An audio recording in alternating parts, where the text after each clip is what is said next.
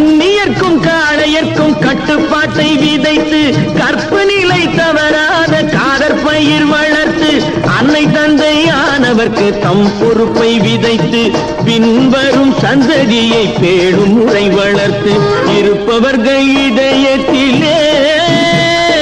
இரக்கமதை விதைக்கணும் இல்லாதார் வாழ்க்கையிலே இன்பப் பயிர் வளர்க்கணும்